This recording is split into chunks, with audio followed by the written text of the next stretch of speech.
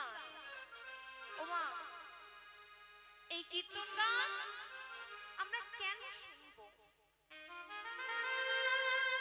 এই কীর্তন গান আমরা কেন গাইব? তাই কীর্তন গানের এই কীর্তন গান আমরা কেন শ্রবণ করব, কেন গাইব, সেই সম্বন্ধে আজ গৌরহরি এই শ্লোকটি বললেন। কি না, এই কীর্তনের একটি দুটি উপকার নয়, কীর্তনের মোট 7টি উপকার। কি কি? চেত দর্পণ মার্জনা। চেত মানে হৃদয়, মন, তাই তো? দর্পণ অর্থাৎ আয়না। চেত দর্পণ মার্জনা অর্থাৎ ঘষে মেজে পরিষ্কার করা। আচ্ছা মা, আমরা আমাদের নিজের বদন কি নিজেরা দেখতে পাবো? ও মা, দেখতে পাবো গো? পাবো না। কি করতে হবে? আমাদের দর্পণের সাহায্য নিতে হবে। দর্পণের সাহায্য না নিলে আমরা নিজের বদন নিজে দেখতে পাবো না। তারপর ভগবানকে দেখতে কি লাগে গো? ও বাবা, ভগবানকে দেখতে কি লাগে? ভগবানকে দেখার যে মাধ্যমটা প্রয়োজন সেটা হলো আমাদের এই মন রূপী আয়না। তাই ইহ জগতের প্রাকৃতিক আয়নাতে যদি কাদা মাটি লেগে থাকে তাহলে কি আমরা নিজেদের বদন নিজেরা দেখতে পাবো? পাবো মা? পাবো না। কি করতে হবে? সর্বপ্রথম আমাদের ওই কাদা মাটি লেগে থাকা আয়নাটিকে পরিষ্কার করে নিতে হবে। তেমনি আমরা ভগবানকে দেখতে পাই না কেন? না, আমাদের এই মন রূপী আয়নাতে কোটি কোটি জন্মের পাপ, যার জন্য আমরা ভগবানকে দেখতে পাই না। এখন প্রশ্ন হলো, সেই মন রূপী আয়নাতে পাপ স্বরূপ কাদামাটি লেগে থাকাকে আমরা কি করে পরিষ্কার করব? সাবান দিয়ে দেহের ময়লা পরিষ্কার হয়, শ্যাম্পু দিয়ে চুল পরিষ্কার হয়।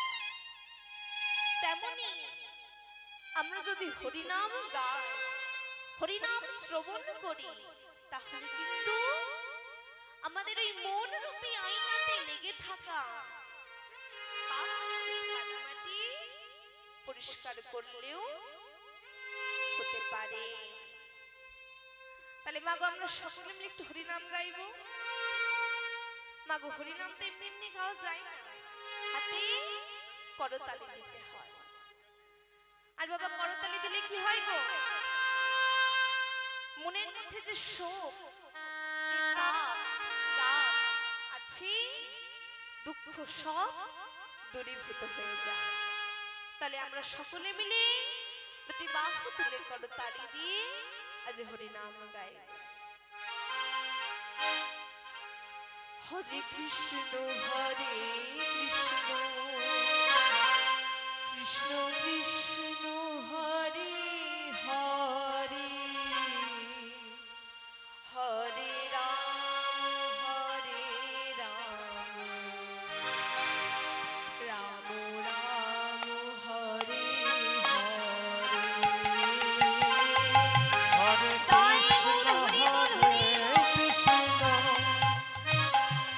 কৃষ্ণ কৃষ্ণ হরে হরে,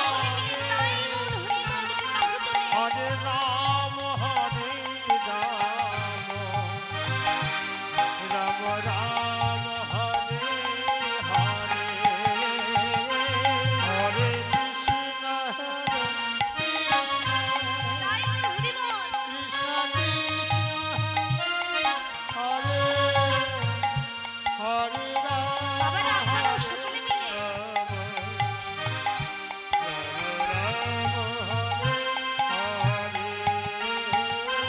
হরে কৃষ্ণ হরে কৃষ্ণ, কৃষ্ণ কৃষ্ণ হরে হরে হরে রাম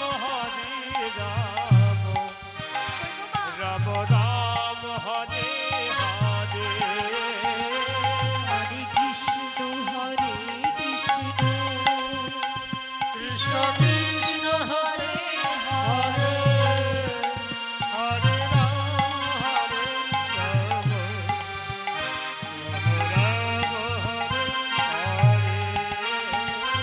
হরে কৃষ্ণ হরে কৃষ্ণ কৃষ্ণ কৃষ্ণ হরে হরে হরে হরে রাম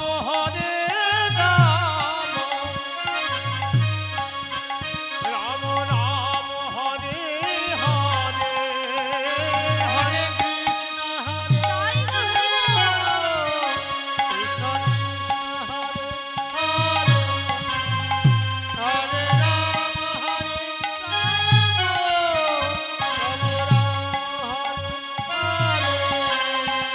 হরে কৃষ্ণ হরে কৃষ্ণ হরে কৃষ্ণ কৃষ্ণ কৃষ্ণ হরে হরে হরে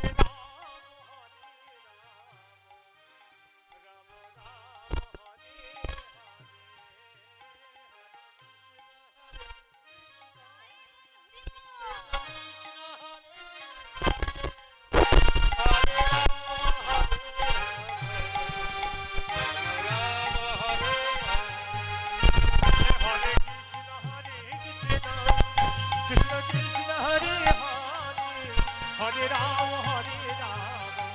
রাম রাম হরে হরে হরে কৃষ্ণ হরে কৃষ্ণ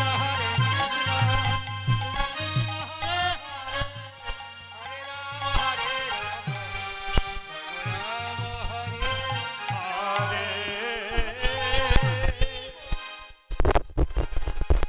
তাহলে মা আমরা শ্রবণ করলাম কীর্তনের 1 নম্বর উপকার। মহাপ্রভু 2 নম্বরে কি বললেন? চেত দর্পণ মর্জনং ভব মহা দাবাগ্নি নির্বাপন। ওমা ওমা এইটা এদিকে গল্প করবেন না, সামনেখানে বসেছেন গল্প করছেন। আজ গৌর হরি বললেন ভব মহা দাবাগ্নি নির্বাপন।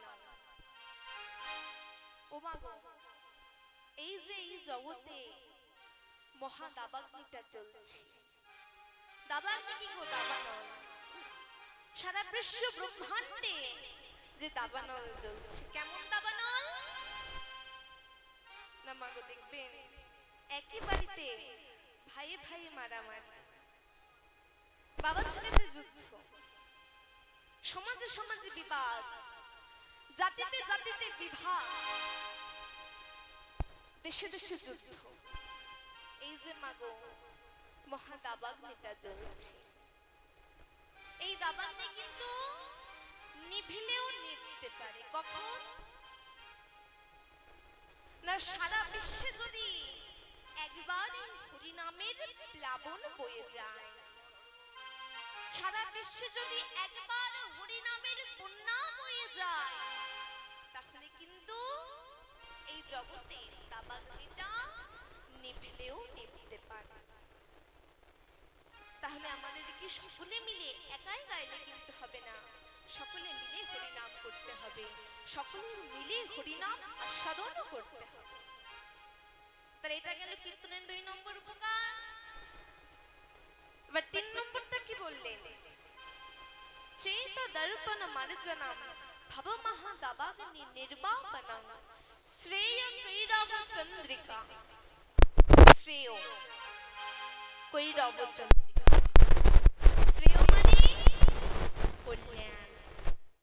কৈরব, ওমা কৈরব মানে কি গো? শালুক ফুল।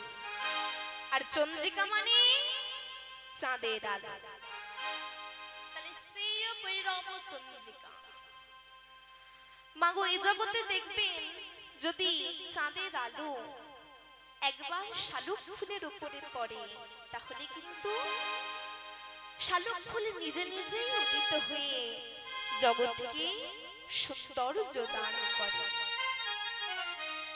তেমনি যদি কারো হৃদয় রূপে শালুক ফুলে হরিনাম সংকীর্তন রূপে চাঁদের আলো যদি একবার পড়ে, তাহলে সেই হৃদয় রূপে শালুক ফুল নিজে নিজে উদিত হয়ে জগৎকে সমাপ্ত দান করবে। নিতাই গৌর হরি বল, নিতাই গৌর হরি হরি বল।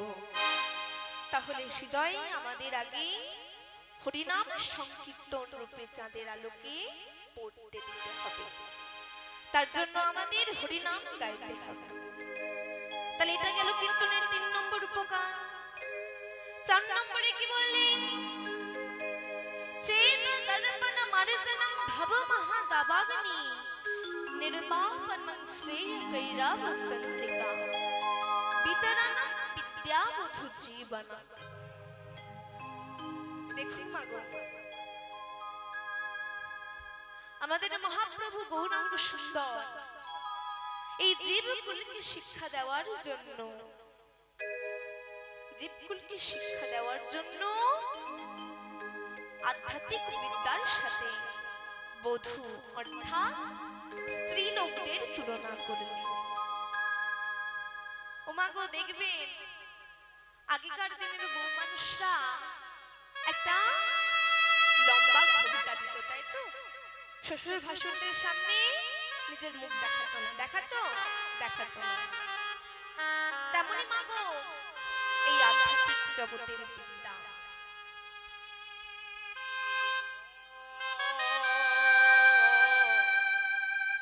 তেমনি আধ্যাত্মিক জগতের বিদ্যা সহজে কাউকে মুখ দেখায় না। যে হরিনাম আস্বাদন করে, যে হরিনাম শ্রবণ করে, সেই কিন্তু একমাত্র ওই হরিনামের রসকে উপভোগ করতে পারে। তাই গৌর হরি বল, হরি বল, হরি বল। তাহলে এটা গেল ৪ নম্বর উপকার। এবার কি বললেন?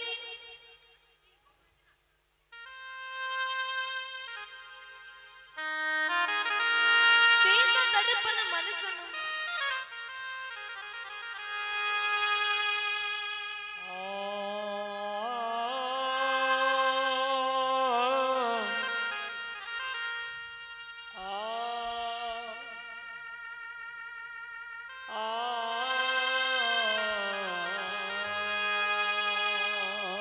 বিতরণম বিদ্যাবধূ জীবনম আনন্দম বুদ্ধিবর্ধনম, আনন্দম বুদ্ধিবর্ধনম। মাগো, যদি আমরা কোনো কাজ করে তাতে যদি সফল লাভ করি, তাহলে কিন্তু আমাদের হৃদয় রূপে সাগরে আনন্দ উপভোগ হয়, হয়তো? ও মা, হয়তো? যদি আমরা কোনো কাজ করে সেটাতে সফল হই, তাহলে আমাদের হৃদয়ের আনন্দ রূপে সাগর কিন্তু উথাল পাথাল করে।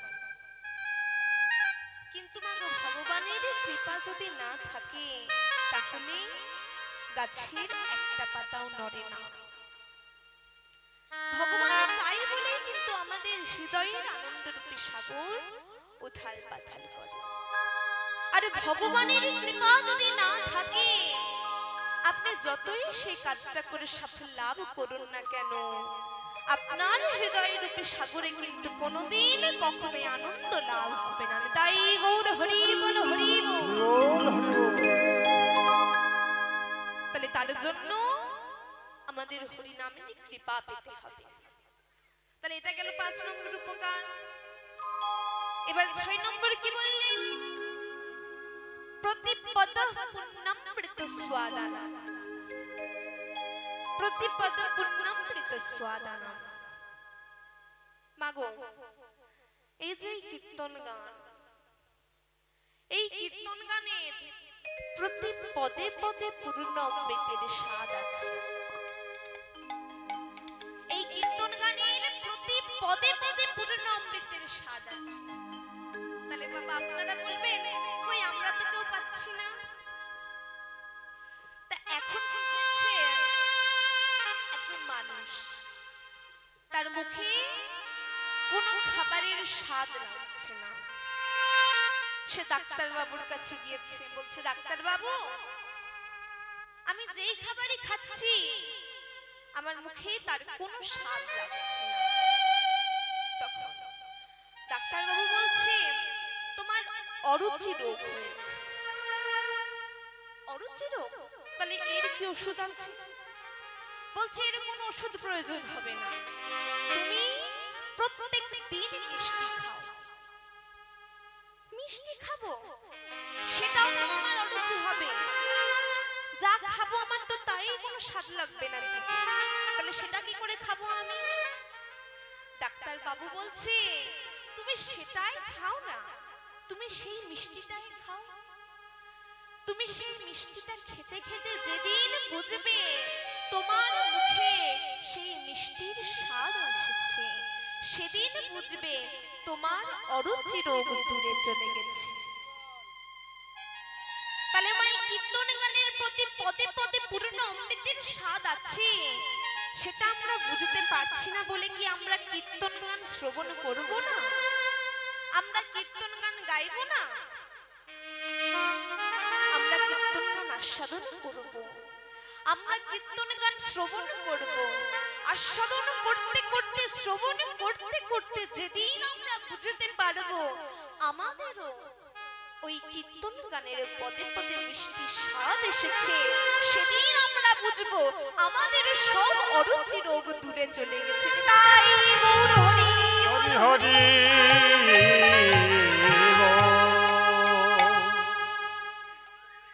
তাহলে এটা গেল 6 নম্বর উপকার। আবার কি বললেন? সর্বত্মা স্নাপয়াম, অর্থাৎ সর্ব আত্মার স্নান। কিভাবে? এই যে মাগো আমি এখানে দাঁড়িয়ে গান করছি, কীর্তন গান গাইছি, এখানে আমার উপকার হচ্ছে। আপনারা শ্রবণ করছেন, আপনাদের উপকার হচ্ছে। আবার যারা বাড়িতে বসে আছে তাদের কানেও কিন্তু এই মাইকের আওয়াজ যাচ্ছে, তাদেরও শ্রবণ হচ্ছে। তাহলে এই কীর্তন গানে কতগুলো উপকার। আর আপনি যদি বাবা ঘরের কোণে এক কোণে বসে জপ করেন, যদি আপনি মুখে মুখে বলেন তাহলে আপনার উপকার হবে, আর আশেপাশে যদি কেউ শুনতে পায় শুধু তার উপকার হবে। আর এই কীর্তন গানের কতগুলো উপকার। তাই মহাপ্রভু বললেন যে কীর্তন গানের এতগুলো উপকার, সেই কীর্তন গানের পরম বিজয় যাত্রা। নিতাই গৌর হরি বল, হরি বল। আজ আমাদের গৌরে গৌরে সোনার নদিয়া ধ্বনি হরি ধ্বনি শব্দ শোনা যায় আমাদের গৌরে গৌরে লহরে ধ্বনি